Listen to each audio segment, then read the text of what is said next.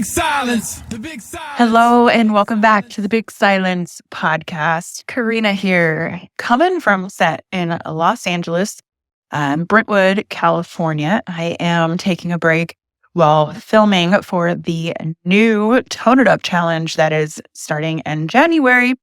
Refresh and reset. You're going to love this. Lots of surprises and also kind of announcing some new things coming to Tone It Up. My new role there and all of that. So make sure, number one, you're subscribed to this podcast so you don't miss a beat. Number two, make sure you sign up for our newsletter at the Big Silence and at Tone It Up so you can stay informed. There's also an AMA coming out with Bobby that you will not want to miss. All right. So today's podcast, I have the founders of Better You, Derek Duchesne and Dr. Sam Zand. So this is an interesting conversation, one that I've been wanting to have for quite some time because I have so many questions around, these new therapies, specifically with Better You. It's at-home ketamine therapy. And so I had a lot of questions, and I wanted to have Derek and Dr. Sam on the pod to answer all of this and give, more insight on these types of therapies. I'm open to any conversation, and just saying it doesn't mean I have never done this type of treatment. Open to anything, and everyone can do whatever they want. But I really just wanted to educate myself on this because I have had some friends that have done this. It's worked. It hasn't worked. To each their own. But I really did enjoy this conversation. They were really lovely to meet. So here it is. The founders of Better You. Dr. Zand and Derek, welcome to the Big Silence podcast. How are you all today? Amazing. Thank you for having us, Karena. Of course, I was just saying I was really excited for this conversation because I have so many questions personally about the work that you do with Better You and, ketamine and therapy. And as I'm, we'll get into this. I went there so many questions, and some of them, I have several friends who have done ketamine therapy, and me coming from a background where I used ketamine as a, party drug back in the day. I guess for me personally, I'm wanting more understanding of it. But so you both co-founded Better You, which can you explain what that is initially? So Better You is a alternative mental health platform. And we started with online at-home ketamine therapy. We're in the process of expanding into med management because a lot of people that come to us want to get off of their antidepressants or amphetamines or benzos, and we can't give them that program really unless our prescribers are the one prescribing it.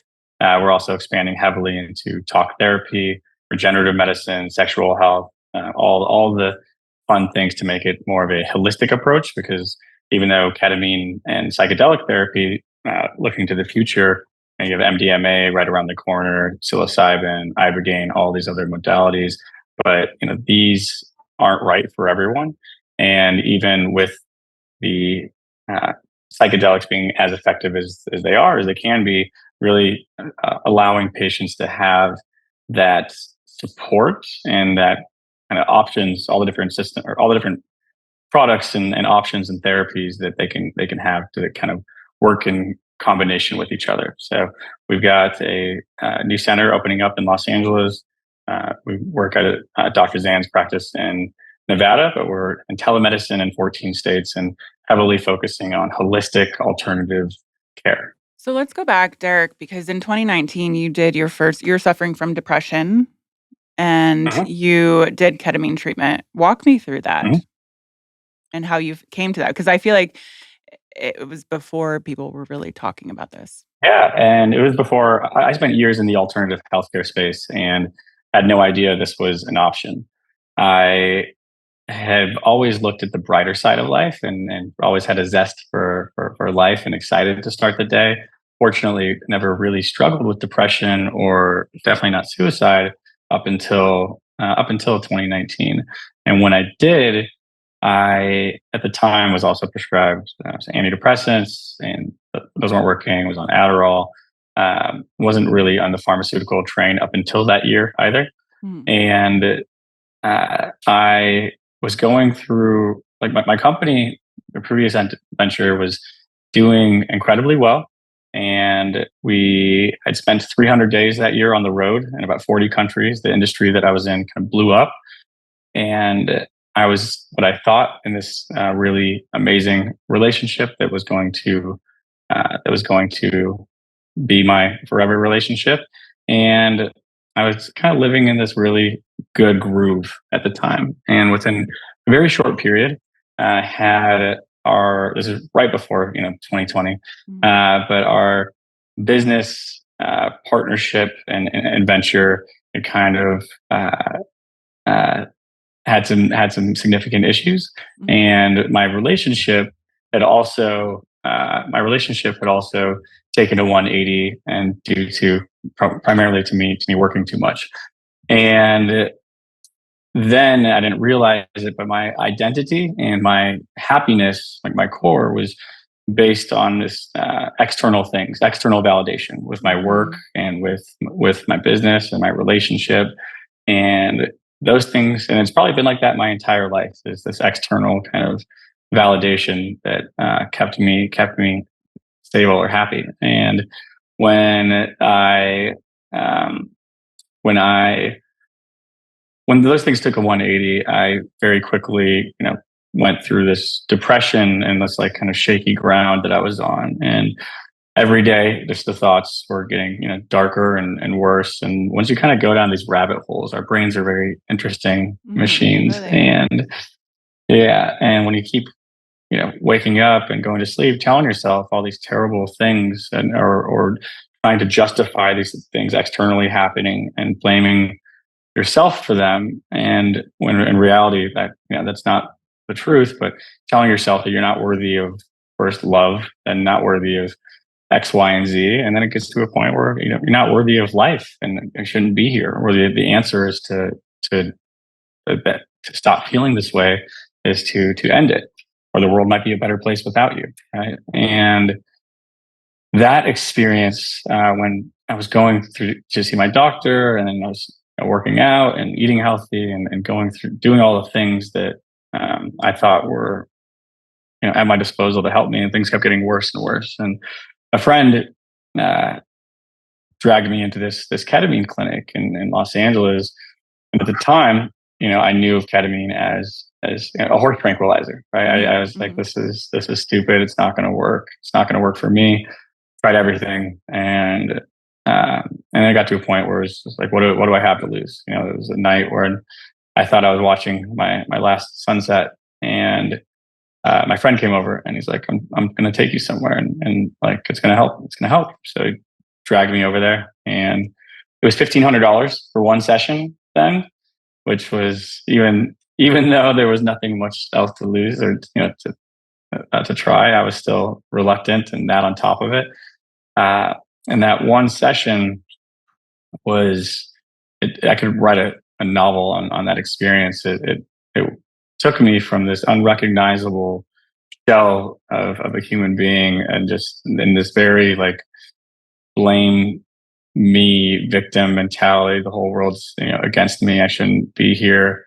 Why me? Why me? Like this person that I'd never known or recognized, and it immediately just snapped me out of those thoughts and those feelings. Right? It was like boop, and immediately it pulled me into this other space where I could look down and reflect on like it created that separation from my thoughts and this constant cycle that I was in. And it created that space to look at all of these, at the time, very tragic and hard, transitional, dark things. It allowed me to look at those things as exactly that, right? These were just things that happened in my life, and these were just thoughts that were in my head. None of these thoughts or things are who I am or define me as a person. And it allowed me to, like, I hadn't felt connection myself for quite some time, and a connection. Like when you lose that connection to yourself, you don't feel connection to the outside world. Like when you're really depressed, it's almost like you're speaking a foreign language, right? Like you feel like nobody can understand you, you can't understand them, and so it immediately kind of refilled my cup, and it was absolutely incredible. And obviously, like afterwards, there's still a lot, underlying issues and a lot of things that I had to work through and process and work on. But it got me to a point where like I was 90% back, right? But the problem was that there was no plan afterwards. There was no plan afterwards. There was no preparation going into it. Like the medicine worked, right? But it was it wasn't. I didn't look at it as how do I use this to help other people really until the pandemic started and saw all the ways that this could have been done better. Well, number one, I want to talk about entrepreneurship and what you went through because as myself being an entrepreneur as well, it's, you put so much of, and you mentioned your identity being in that. Mhm. And so then with your business, perhaps not going the way that you thought it would in your relationship, and then being left with, well, who am I? What, what am I doing? Like, what is my purpose? And so being left when you put all of your heart and your soul into that and then left at this shell of, well, who am I actually? So through the ketamine treatments, were you able to really be like, this is like to find purpose? Absolutely. When you lose your sense of self or your sense of identity because it's based on all the time and energy that you put into X, Y, and Z project, as most entrepreneurs do, and then that lands on a shifty place or doesn't end well. We can feel like we lose a piece of ourselves, right? Or we lose our drive or our motivation to get up and fight another day. And it allowed me to, and it allows a lot of the patients that we work with to quiet all of that kind of programming that we implement into ourselves and quiet that noise and chatter and really align with, you know, not so much of the work or the sacrifice or the time lost that we put into it or all the things we didn't do because we were pouring our energy into this business venture. Right, it allows us to stop holding on to that stuff and really recalibrate to a point where we feel like when you change your perspective on it, right? You change your perspective instead of here's everything that I lost. It allows me to look at it like here's all the things that I gained that I can take into the next thing, right? And I think that fills your cup and does help you find that purpose and that alignment, particularly when you feel like you've lost a piece of yourself because you've put so much into that. So, where does Dr. Zand come in here? Was he part of your initial experience with ketamine, or how did you all meet? So that was it was not a part of the initial experience. It was in 2021 when we connected. I started. I didn't look at this as an opportunity to help others or as a business, and I was pretty reluctant to share my experience with other people because I saw it as a weakness at the time. And started when the pandemic started. Met somebody who's the head of epidemiology at Stanford. Supposed to be up there for a weekend. Ended up spending about 8 weeks at the Psychedelic Research Institute and depression clinic and meeting all kinds of amazing people that were doing all kinds of work with different psychedelics. And through that journey, started developing the systems and protocols and looking at other psychedelics to bring to market. And through that journey, had connected with a friend who connected me with Dr. Zand, and then learning about what he was doing, as a psychiatrist and helping people get off medications and looking at that holistic approach with people. And so I came out to meet with him in Nevada, and then we really started putting our heads together. How do we help more people at scale? And he was already an expert with Spravato and with ketamine therapy. and treating patients holistically. And it seemed like a really, really good fit. All right, Dr. Zand, what is your background and how did you get into this type of therapy? Yeah, I'm a psychiatrist. I practice clinically still. I teach. I'm a professor now of psychedelic medicine and holistic psychiatry. Prior to practicing, I started my education at Johns Hopkins studying public health. And so for me, it was really about how do we scale out these systems? My mom was a psychologist, my dad was an engineer. So the path for me was kind of engineering the mind and learning not only on an individual level, but on a scalable level. How do we impact greater good here? And the thing that I think really shifted my career is that in residency, when I was excited to finally start healing, start seeing patients, start helping people feel better, that's not what the system was built for, unfortunately. And I know that in your own history and learning a little bit about you, you've been close to the psychiatry industry through things you've shared about your family. And you've probably had some jaded experiences that you've seen, observing maybe what mom has gone through and things of that nature. And so when I was in that work in the hospital system, seeing patients just be locked up, throwing medications one after another, just because nothing's working. And it really changed my excitement and enthusiasm. At first I was jaded. I was upset. What are we doing? This is not what I signed up for. To see someone come in and, oh, well, their depression's there. Yeah. Let's just add a fifth medication. And now we're really treating the side effects of medications. This really kind of alluded to, I think, where we were in Western medicine and trying to apply that to mental health. And mental health is so different than scientific medicine. You're healing the heart, you take a vital sign, you take an image, you send a probe, you know, do all kinds of measures and metrics to understand that organ system. With psychiatry, what are we looking at? Right? If we're studying the brain, we would be neurologists or neuroscientists, but we're trying to improve people's emotional state. We're trying to impact their spirit. And so in that way, I think the shift had really been present to me that what we're doing right now isn't it. We got to figure out something different. And there were some holistic options, you know, even in that time in residency where we're looking at creative outlets to improve people's mental health, equine therapy, EMDR, traditional talk therapy, and various modalities. It wasn't until 2019 when Spravato came out. It was FDA approved. And, you know, I had done some research in psychedelic medicine and understanding how it's reshifting and reframing our neural pathways. But Spravato was FDA approved. Spravato was safe. It wasn't controversial. It came to market as an in-office treatment.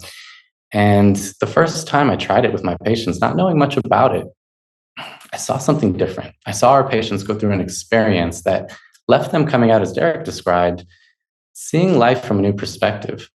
And with that flexibility and that open-mindedness, it really taught me how we should be practicing mental health. Instead of saying, what is the disease state? What's the diagnosis? And then let's go down the algorithm and try to find a treatment for it.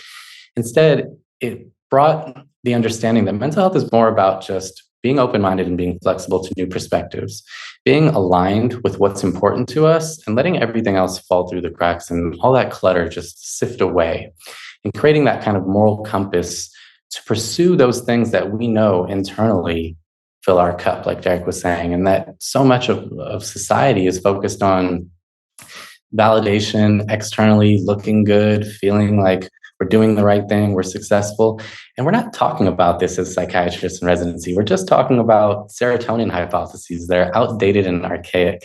And so now when I teach, it's really all about creating this blank canvas to then paint the picture the way you want, program your subconscious the way you want, build awareness, self-explore, allow yourself to really step into who you're becoming with an objective nature that's not stuck and rooted in emotion and trauma and fear-based thinking.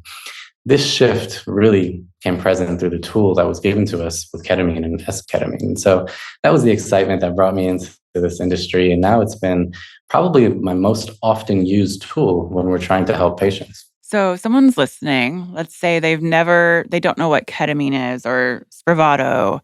They hear horse tranquilizer. I know it as horse tranquilizer because in my teenage years from my past, I was a raver. And so I loved my ketamine back then. But can you explain what it is today and the difference between with coming to a doctor and a better you and doing those treatments versus, you know, what I'm used to. 25 years ago would experience with it? Sure. Ketamine before was used predominantly as a dissociative anesthetic for operations. It was a good alternative to what we had at the time, which was we were giving people PCP so that they could dissociate from their body. We were tying them down and operating on them. This is the 50s. Yeah. So then, opiates came about and different ways to practice anesthesia. So ketamine's been around, been on World Health Organization's essential medicine list for decades and decades. In the 70s, psychiatrists started to experiment with it because they saw that in the Vietnam War, those who were given ketamine for a procedure had much less trauma response afterwards. And so the psychiatrists of the 70s, very Jungian in their approach, were really trying to do that deep dive to understand the subconscious. But then the war on drugs and everything that ensued, kind of, the emphasis on healing modalities around these drugs were overshadowed by the dangers of them. It wasn't until 2019. Now, FDA approval came out for depression. And we're seeing now a psychedelic medicine rebranded as a fast-acting antidepressant at a much lower dose than we're using before in anesthesia and operations. We're allowing people to come into the office for an hour or two and have this experience where they're objectively seeing themselves from an outside perspective. By doing that, now we can accelerate therapeutic work. We can lubricate the mind. It's like warming up the clay of the brain so that we can shape it the way we want it to be. And today it's used very, very prominently in the mental health and psychiatric community, whether in an IV form, injection, nasal spray, lozenge, sublingually. The method of administration is vast, and the application is so brand new that we're all trying to add healing modalities alongside it. I think that's what's special about Better You, is that wraparound integrative care, to understand that it's not just take a pill and forget about your problem. It's actually create the autonomy to heal yourself and to find your own solutions, become your own therapist. This is what ketamine therapy is doing for our mental health community right now. So, okay, what is your opinion, Dr. Zand, on chemical imbalance and say so schizophrenia and depression has skipped a generation. Like I'm not saying I haven't had situational depression, or some days I'm feeling down. As a teenager, I attempted suicide because my mom was in and out of hospitals, and it was a crazy time in the 90s when no one was talking about it, and I self-medicated with a lot of drugs. But what is the correlation? And I'm just asking these questions for an open conversation of, everyone's like, oh my gosh, you did so many drugs as a teenager, the chemical imbalance, but then you didn't get schizophrenia, like my mother, grandfather, and generations behind, before. So what's your opinion on that? Yeah, I have a very strong opinion on that. So let's hear it. Yeah. Yeah, I think that in this disease state model in Western medicine, we're doing the wrong thing. And outside of severe schizophrenia, severe bipolar mania, things where we really understand there is some chemical influence that seems to be upstream, it's not just the downstream presentation. What we're learning, and what I hope that we can debunk and put away with, is this whole mental health is about treating chemical imbalance. It's not. I want the public to change that mentality, because really, if there is a chemical imbalance, if someone's been depressed for years and years and years, okay, yeah, maybe there's some neurochemistry that changes over time, but that wasn't the origin of what happened. It was the result. And so if we're only treating the chemical imbalance, we're putting a Band-Aid on the dam, right? Just trying to hide the cracks. We may have some neurochemical imbalance in our days, but it's because of repressed trauma. It's because of maladaptive coping mechanisms over time that were misguided and not improved upon. It's because of the overeating, the numbing ourselves, the mindless content that we subject ourselves to, the excessive pornography, the excessive toxicity that we're just exposed to in the society that habituates over time, passive aggressive, dependent, and enabling relationship patterns. We're not treating a chemical dependence. We're treating repressed emotions. We're treating a whole entity of a person, physically, emotionally, environmentally, and spiritually. And so by doing that, I think we need to reshift the narrative. It's no longer what pill is going to help restore my homeostasis of my chemicals. It's what routine. It's how do I improve my sleep, my activity, my nutrition? How do I improve the way I converse with others? How do I improve the way I talk to myself? because we are the internal pharmacy that creates the chemical imbalance. So if we can take ownership of that, and I don't want to get to the point where we're shaming people to just, oh, be tough. No, that's not it either, because what we're learning is the rigidity of the mind actually becomes disrupted in a way. There's hardware that needs to be addressed. And that's where I think ketamine comes in. We're not saying let's add a little bit of this chemical or take away a little bit of this chemical. We're saying let's create a healthier brain so that when we do the work, it's easier to do. You would never update software on a 1980s computer and expect it to perform in 2023. But if you can update the hardware, then you can update the software. And that's really what we're after in improving brain health with tools like ketamine therapy. So moving away from this chemical imbalance and towards, I create the chemicals that I want. We have this internal pharmacy, and taking kind of autonomy and agency in that, I think is the future of mental health. I do believe that we are in charge of, our mind. And so I work out, I meditate, I do all of this. So Derek, in your practice mixing ketamine, do you have other, wellness practices that you bring with that? And what is like your therapy sessions and talk therapy, or have you done EMDR? I've done an EMDR, and that was really good for me. What is like the whole recipe of what you need to do to take care of your mental health and in your perspective? That's an excellent question, and something that we battle with almost daily, especially in the pandemic, because most patients are used to that model, like Dr. Zand said, of like, I'm feeling X, Y, and Z. Take this pill. The medical system set up is take this pill, and you'll get better.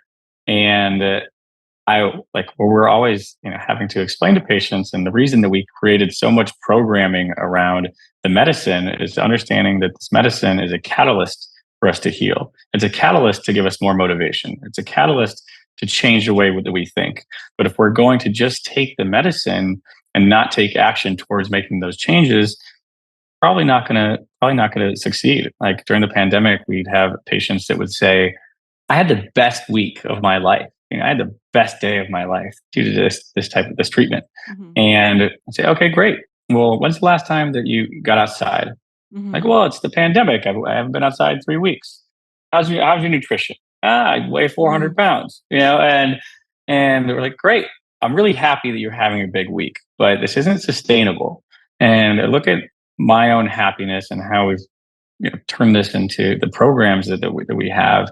It's as a recipe, right? You need certain basic things in order to give yourself the best chance to thrive and to be happy. So that's try to sweat every single day, get sunshine every single day, and breath work. I think breath work in conjunction with ketamine therapy is a game changer, and it really allows us to. Ketamine's great for resetting that neurological, and I think the breath work can help us really reset physiologically prior to going into sessions. And you want to go into your therapy sessions or your treatment sessions relaxed and present. And a lot of people, including myself, when you're struggling with depression or anxiety, it's like you feel like there's a need to do a session at certain times, but not in the right headspace. So breath work really amplifies that, and using that as part of a daily practice. But nutrition, like what you said earlier, and I love with your podcast, like I want to add it into content for patients after sessions, because there's a lot of when we reset your brain to become more malleable and more receptive to information. A big part of our system is making sure that people aren't contacting friends or relatives or communicating with them that maybe don't fill their cup or bring more negativity or toxicity into their life, and that they're not watching a scary movie or reality television or sitting on social media, because you don't want to imprint that stuff into your brain. So afterwards, and I looked at the one that you did recently with the rewrite your inner story and shifting your self-talk. A big thing that we do is like a lot of people can feel silly doing positive affirmations when you first start doing it, right? But when you combine that with ketamine therapy and you commit to it, 5 days in, 10 days in, 15 days in, and really notice the way that you feel and the way that how your energy levels change and how your perception of self changes. So I think this is a catalyst to inspire us to do better and to improve. Like if you tell somebody that is struggling with clinical depression, get out and exercise, it's going to help your depression. Like, yeah, that's probably not going to do it, right? So we wait till a couple of weeks until they're into a couple of weeks into the program, when they do have this spark of motivation, or this real, I feel like it gives people the wings or the ability to kind of lift them out of this dark hole, and now implementing these things. And then a lot of people that come to us, like, I came through this program because I was struggling with depression, but I didn't realize, like, my relationship with alcohol or smoking, or the stress I was bringing into my kids or my family, and it's changed all of this for me. And that was never my intention coming into this. So when you can help them get a perspective on maybe the habits and things in their life that are detrimental to them. But for example, like, alcohol is a big one. A lot of people come to us and say, I quit drinking because of this. And I realized my entire life that alcohol never really served me. Or every bad situation I've been in my life was alcohol related.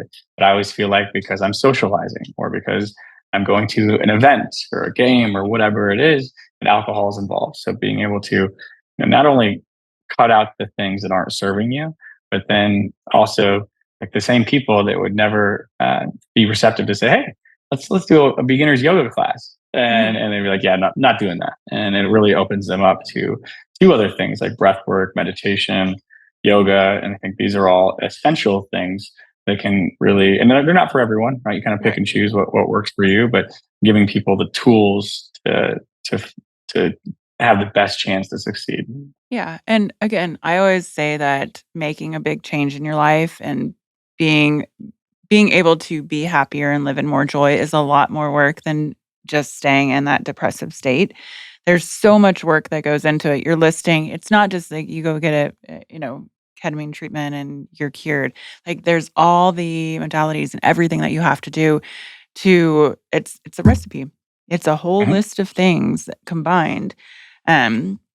So Dr. Zand, have you done the treatment? Oh yeah, I'm very transparent with this, because again, we're trying to reframe the way that we approach mental health. I think we all have a mental health journey, and it's gone is the day where it's you come because you feel like you're sick or there's something wrong with you or you have an illness. I think we're approaching mental health the same way we approach preventative health. You don't have to go to a doctor because there's something wrong or you broke a bone. You're going to a doctor to check your health and track it over time and check in with yourself. So for me, I like to do these sessions to just disconnect from everything else that's going on, focus inward, realign. What's maybe out of balance, what needs more harmony in my life. And by doing so, I think I'm able to be there for the people around me, for my patients, in a much healthier way. The treatments for me, maybe once a month, once every 2 weeks, it's helped me work through some anxious thought patterns. It's helped me not only work through things, but build motivation, build intention, build the internal fortitude to work on things that are going to be empowering for me and for others. And so I think we're taking the focus away from fixing what's wrong with us to enhancing what's right with us. And that's not talked about in mental health. If you come to see me as a doctor, I can't bill your insurance for helping maximize your strengths. I have to pick an illness and treat it to bill your insurance, which is so unfortunate. Okay. 2 questions. One, when Derek, you were speaking about alcohol, and then you talk about doing ketamine. Is ketamine, through your experience and your research, healthier on the organs than alcohol? Significantly. Yeah. I mean, point blank, alcohol is one of the most unhealthy things for the entire body. I mean, not just one organ system like the liver, but chronic dehydration, pressure then on the kidney, pressure on the heart, brain atrophy. We see liver cirrhosis. Yeah, the liver is obvious inflammation in all parts of the brain. We're starting to see people bring awareness to anti-inflammatory measures that are helping, when really alcohol is the cause of the inflammation. And so inflammation causes skin issues, bone issues, and again, that mental and emotional fog and lability. So ketamine, if done as a recreational drug illicitly, if abused, has problems as well, right? It can increase blood pressure. It can affect the liver. It can affect the bladder. It can go up and affect the kidney. But when done once a week, or twice a week, this is the difference. You look at any medication that we give out traditionally in psychiatry, it's an everyday med, sometimes 2 or 3 times a day. Now we're saying, change that approach. We're just doing this once a week. You don't need to continue to put this in your body. This becomes a tool to enhance the work, not to adjust your neurochemistry on a day-to-day basis. Yeah, you mentioned a few of those side effects from doing it recreationally. And so I know I was reading an article 2 days ago from the New York Times about the FDA putting out a warning over misuse of ketamine through telemedicine prescriptions. What is your thought on that? Yeah, I think we both have some thoughts. I'll go first. So one is the non-FDA kind of approved treatment option is something we're very used to in psychiatry. If we treat PTSD, there's only a few medications that are on label FDA approved for PTSD, but we use about 20 or 30 that are off label. And so I think the warning is that people need to know that this is not FDA approved. There's no clinical trials for compound generic ketamine. However, it's so closely related to the analog of S-ketamine, and there's decades of evidence that we've used this and it's helped people. We need to allow clinician and patient to work together amidst some valid concerns and make sure this is a healthy option. We can't just willy-nilly give this to everybody. And even if it was FDA approved, we couldn't give it willy-nilly to everybody, right? These are the measures that clinicians have to take. I think it also just reminds everyone that sometimes you can go somewhere and you can get a medical treatment with someone that doesn't care, with a team that doesn't have wraparound support. And so the importance of our program and many others who are doing this work the right way is that I think you have a competent and compassionate clinician who's doing a thorough medical review, doing a thorough psychiatric review, really getting to know the individual and not just boxing them into a diagnosis or a cluster of symptoms. And then coaching them, guiding them, teaching them how to use the tool, cautioning them about all the side effects and safety concerns, and then giving them actual tools to mitigate that. We give everybody a blood pressure monitor to make sure, even if they tell us and they look young and healthy, we want to see that blood pressure screening because this is telemedicine. We can't actually put our hands on you and detect the vitals. We ask them to do it for us. We create measures of safety, like having a peer support, someone there for you. We make sure that everybody checks in before, checks in after, has the opportunity to have integration and supportive therapy throughout the process. The ability to call us, text us. I know some people in this space don't have a phone number for their patients to reach out. And you're kind of left in this system where, what if there's something urgent and they get back to you in a couple of days? That may not be quick enough. So having all these safety measures is, I think, the important part of what came out of that warning. We can also get into the economics of what motivated that warning, but maybe we'll leave that off this podcast. I mean, hey, I'm open to anything. Yeah, I'll try to say as little as I can about the economic side without putting a target on our back. But if you look at the data of ketamine helping and the research from the top universities in the world over the last 20 years and its improvements on mental health, and also it's a generic, right? So there isn't an incentive for doctors to prescribe, or there isn't an incentive for pharmaceutical companies because it's not going to be billed at a 100x of what it costs to make it, because it's a generic, it's readily accessible, readily available, and it's been used in pain clinics, first anesthesia everywhere, and then pain clinics, and then more recently for mental health issues and mental health challenges. And there was never a negative light shined on it. And then there's never a negative light shined on it as far as the FDA approval piece, because S-ketamine is prescribed on label, which is, if you look at the ketamine molecule, it's like the S-ketamine and R-ketamine. So it's like the left hand and right hand. So S-ketamine is like just pulling away one of the hands. So you have half the molecule, still effective. And there's now a company that I think is in phase 2 trials that's getting the same designation and patent for just R-ketamine without the S-ketamine for depression, and which obviously is going to be another significant revenue insurance driver. So to me, it's all about from my understanding of it, it's all about the money. And when a generic drug is hurting the money that a labeled drug can, or a branded drug can make, then that's when the pushback really starts. And with the systems that are based around our care and the understanding, like I said in the beginning, when I went in for my first session, I got 2 minutes into my story. The doctor interrupted me, said something pretty crude. And the next question was, have you ever done mushrooms or ketamine before? I said, no. So you ever done mushrooms before? Yeah, you'll be fine. They come in, plug you in. Afterwards, there was no support, integration, a plan to move forward. It was, what are you doing next week? Sign here.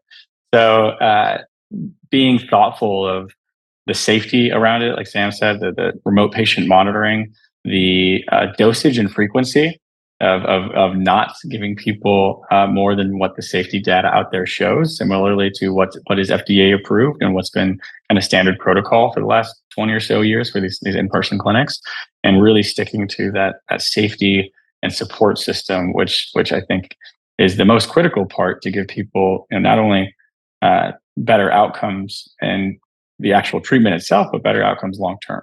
So what is the program for Better You? Like, what if someone's listening to this and they're like, I'm interested, I'm on the fence, I don't know, I'm not unsure about this. Like, what is your program for what makes you stand out? So the Better You program, it starts with you have a free consultation with one of our nurses or onboarding welcome team, and they're very experienced with either a medical professional or somebody that's very experienced with the medicine, and they'll help you kind of assess if this treatment is right for you. So it's kind of our first filter of going through what other medications are you on, contraindications. Like, this isn't right for everybody. If you have a history of schizophrenia, or you're currently in a manic state, or history of psychosis, untreated hypertension, there's a handful of things. You're currently pregnant or breastfeeding. There's certain things that are contraindications. So they really help assess, like, is this a viable option for treatment for you? B, making sure that it's something that goes to the next step for the clinicians to determine that. So you have an initial free consult. After that, you select a package, and it's either done once a week or twice a week for about a month or two, depending on how it's spread out. And that's really, the clinician will help determine that with the patient as well. And then you jump on a virtual, this is all done virtually, and you have a virtual psychiatric consult. And again, they'll go through contraindications, what your goals are, and help you find a personalized kind of plan to move things forward with the treatments and how the treatments work after you receive the medications. They walk you through the whole process in the app and the portal and all of that. Once you receive the medication, you get a brain box in the mail. The brain box consists of, like Dr. Zand said, it's a blood pressure cuff, which syncs up to the app. There's a journal for reflection, these little heart diffraction glasses that patients absolutely love, and they put on to remind them that love is all around them when they're having a tough day. Gratitude sticky notes, a handful of things that go into the session, a meditation mask. And after you receive this in the box with the medication, you jump back on with one of our treatment prep coaches, and then they help you. You go on for about 20 minutes, and they help you make sure that you've understood all the videos, all the protocols. And we also require having a peer support person. So a peer support is somebody that's just there in the other room, really for mental support. And if you have to get up and use the restroom afterwards, for them to come in and check in on you and help you up to the restroom. We've fortunately had less than a handful of adverse reactions out of thousands of patients. So the peer support is really there more for mental support. And then after so you go through your treatment preparation, you do your first session. We start at a very light dose, which is more of a medication-enhanced meditation. And then we slowly acclimate from there to help you help your body adapt to the experience, and also helping your mind, like understanding that while that immediate session at a low dose may not be that profound, you're still getting the neurobiological benefits. So that means the days or the weeks after these sessions, you'll be driving or walking or doing something, and that's when a lot of the clarity or the aha moments or epiphanies kind of arise. So we start low and then work our way up to find that more of a deeper therapeutic dose. And throughout that process, once you get through the dose acclimation, then you jump back on with one of our integration therapists. And those are different coaches, therapists, different people, all different kinds of people on that team. And then they help you not only unpack the experience and kind of process what arose for you, but then helping you with goal setting, accountability coaching, and helping you get a plan moving forward. And in our programs, there's all kinds of different 8, 10, 12-week options for moving through sexual trauma, or healing from sexual trauma, moving through grief and processing grief and loss of a loved one. Sam, you want to touch on the Heal, Grow, Love, Transcend kind of baseline programming? Yeah. And again, with ketamine as an accelerant, we really want to tap into the phases of being there for yourself. And the first thing we have to focus on is healing. If we are tense and fight or flight, if we have toxins in our body or in our environment, if we don't give ourselves permission to feel better, we have to work through that healing. And so we have relaxation techniques and somatic healing and therapeutic tools to help us through that. And once you have found a little bit of healing and you're ready for the next step, that's self-growth. That's really kind of traditional methods, where life coaches can come in and do self-help, where therapists can come in and do cognitive behavioral therapy, whatever it might be, to focus on your own self-growth, be of the growth mindset. And then we get to self-love, because diving into relationships, our relationship with ourself, our upbringing, our intimate relationships, friendships, family, work colleagues, this is the crux of how we feel. It's who we're interacting with. Maybe we're isolating. And so the relationship with the world begins with our relationship with self. And this is where we do some psychodynamic kind of interpersonal therapy. We do some shadow work and some inner child work to really start to understand the stories that we have about ourselves, the way we structure. After we've gone through all these phases of healing, growth, and self-love, then it's time to release the focus on the self and put our focus on something bigger than self, as that step of self-transcendence, where we really tap into the spiritual side of this medicine. And this can be a little bit taboo or uncomfortable for people at first because of their life journey and their experience with either religion or religious conflict or, loss, trauma, grief. Why did this happen? If the world's supposed to be this great place, why do all these terrible things happen? You just have to turn on the news. But to be able to overcome that and connect with altruism, connect with community, connect with nature, see that there is a higher source that can focus our minds off of our day-to-day problems and onto something more empowering. This is the curriculum that we offer that we hope is just kind of the new adopted mental health model, rather than saying, hey, what's wrong with you? Let's fix it. We go through that. Here, step. take a Xanax. Mhm. Yeah. So I think it's pretty clear. It's not a quick fix. There are, like we've said earlier, there's the whole recipe. You have to stick with it. And I have 2 friends who have gone through a lot of grief and trauma recently and a lot of panic attacks and this. And one friend only went to one ketamine treatment in LA one time, but then didn't get therapy after. And he's like in a really dark place. And then another friend who lost a fiance, a mother, and a brother within 2 years, 3 years to cancer, did ketamine twice, but he's still in a very dark place. And any advice to keep people motivated? We're definitely worried about this one friend who is isolating now.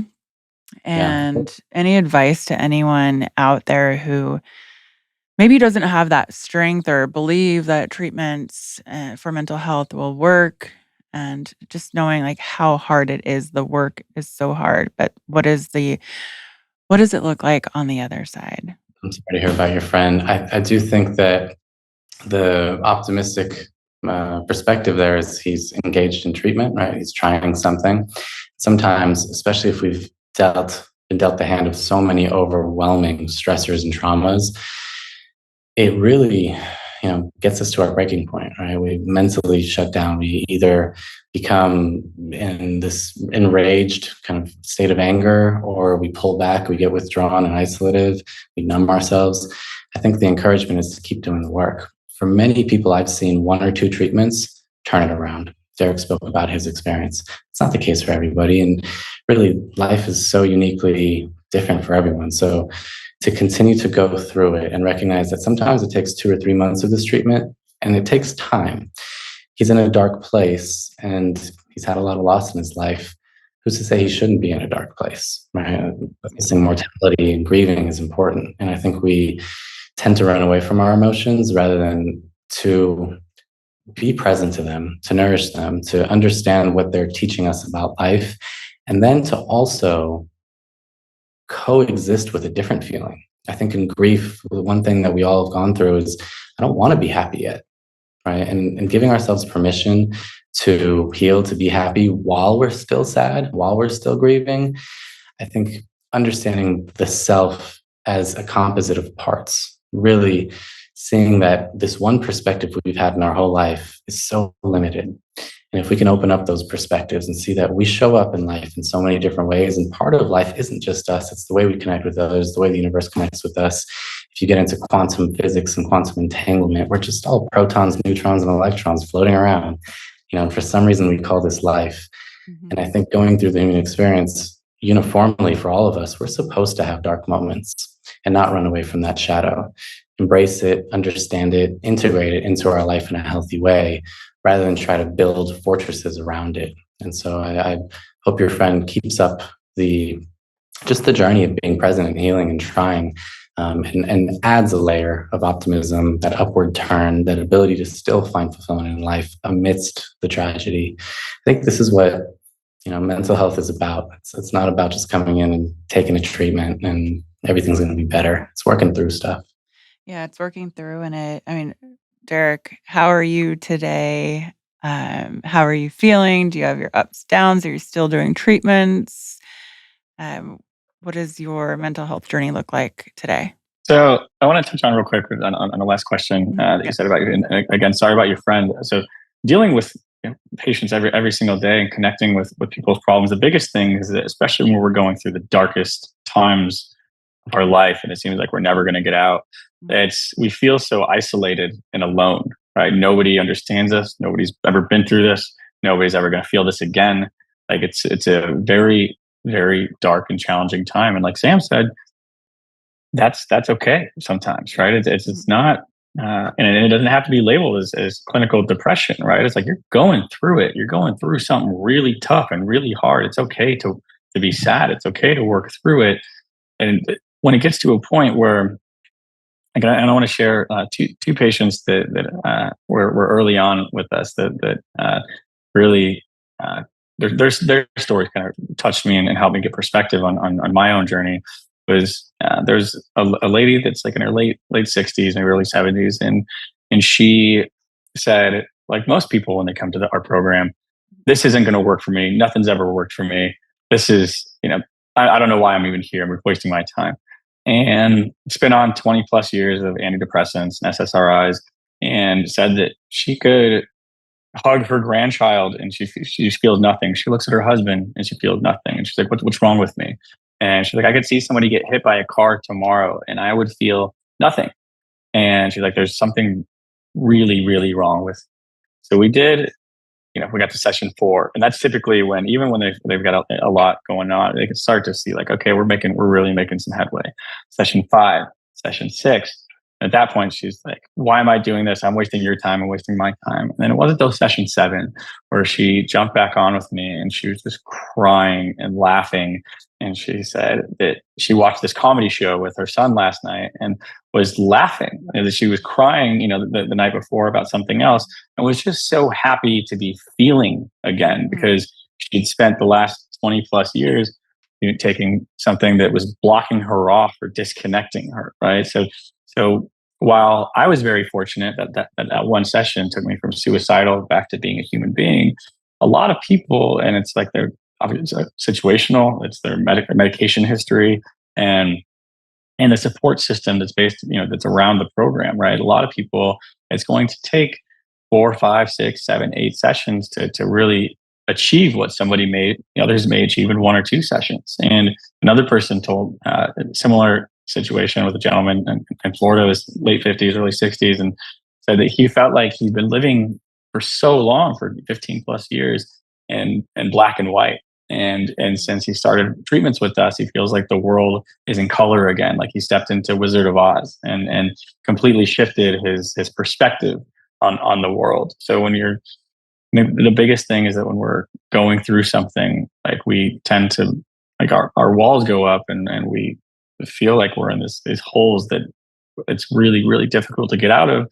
and other people, like connecting with other people and understanding other people, or especially if you're the center of it, then it's just sympathy. You know, getting sympathy showers from everyone, and then you're like, I don't want to talk to anybody because I don't want to hear anybody saying how sorry they are for my loss or my situation, right? So you kind of isolate yourself, and so your friends that are really going through it, I would highly recommend continuing on a program and giving it, you know, another shot, and working that in conjunction with consistent care and follow up. My own personal journey, I have fallen back into probably some of the habits that led to, you know, my emotional breakdown or mental breakdown years ago. But I couldn't be happier with my life, with the team around us, and with what we've built. And every day seeing the text messages and the emails and the calls from patients saying like, I had attempted suicide, you know, a year ago, and now doing these sessions. I thought today was my 1 year anniversary, and I thought it was going to be really hard for me. But really, I look back on that person, and I kind of just laugh because I don't even recognize who that person was a year ago. And so seeing the stories and not feeling alone and being able to connect with people, because I feel like it's our pain that connects us, right? And then it's our compassion and our love that builds us back up and brings us back to life. But everybody has trauma. Everybody has pain, and it's doing the work, right? Everything's going to come back, and everything can come back in cycles. But if you are disciplined to give yourself that daily, those daily affirmations and breath work as much as you can, sweat, you know, at least 3 to 5 days a week, you're gonna be in a much better place. And if you're doing all those things, like I still do ketamine therapy like once every 2 weeks, and it's great. Like I look forward to it. For me, it's a ritual where I'm like just melting away the stress and all of the things that kind of built up over a couple of weeks. And it's not consistent. It's like when I feel like it's necessary, and I'm like, you know what, this is a good time to decompress. And I wish that we could prescribe it for spiritual exploration or for problem solving, because a lot of times when I get into a rut from trying to figure something out, whether it's with relationships or friends or business or whatever, I can do a session and it'll allow me to step away from how I'm looking at the situation and really look at it and reflect in different, more positive ways. I think that every problem or every challenge in life can be changed or solved with a different perspective. So it permits for that. I love that. I've enjoyed this conversation. I think I'm understanding the whole ketamine treatment more. So what's next for Better You? Like, what's So new? better, What's next? Like, what's the big stuff coming up? yeah. So what we touched on briefly in the beginning was where we started, which was just ketamine therapy for depression and anxiety, and being able to build over the years the best support system and programming around that, and now expanding into other services, right? With regenerative medicine, sexual health, NAD. So how do we get our bodies physically, as optimized as we can? And then we're implementing an AI nutrition coach, which we're excited about that. So you can plug in your age, your weight, your dietary kind of restrictions, and it'll help you put together all of your meal planning, your meal prep, and coaching, and expanding into talk therapy services. So all kinds of different things. We're in the midst of opening up our LA kind of healing center and pod, because a lot of people, there's differences between like the in-person treatments and doing it at home. And even if you have the at-home treatment and you're like, you know what, my house isn't conducive to healing, and I have kids running around, I have pets that are jumping on me, I have significant other or roommates or family, and it just doesn't seem like the conducive space to healing. So creating these safe containers that are going to be around the country, primarily in the metropolitan areas, of where people can either do this treatment at home or come do it in an office. So that's continuing to grow and expand and help people in more ways than just ketamine therapy. MDMA therapy is right around the corner, and really excited to be able to treat PTSD in particular with that. And then looking to the future, ibogaine for opiate addiction, which is incredibly effective yet illegal in the United States. An analog of LSD for Alzheimer's and dementia is, I think, in phase 3 clinical trials right now. So it's it's a very, very exciting place to be in. And while we have these new service lines and wait for these FDA approvals of similar medications that come out in the psychedelic industry, I think really what we're after also is just continuing to educate about and reform our understanding of mental health and evolving past this idea of mental illness and arriving to a destination of mental wellness. I think we need to show up for ourselves from a place of highlighting our strengths, highlighting our virtues, understanding the shadow, understanding our weaknesses, loving on them, right? Nourishing them instead of shaming them, and really just reframing the narrative of what it means to feel emotionally, mentally sound. All right. Well, thank you, Dr. Zand and Derek. I appreciate this conversation. And once all those other drugs or psychedelics get passed, I'll have another conversation with you because I have so many questions on that too. But so in LA, we'll put all of the info, where to find you, your website, and all the info in the show notes. And I appreciate you joining us today. Thank you so much, Karena. Yeah, thank you for having us. And thank you for the example that you set, the healing out loud and being transparent with what we're going through so that we can all feel connected and decrease the stigma around these topics. So thank you. The big silence. The big silence. The big silence.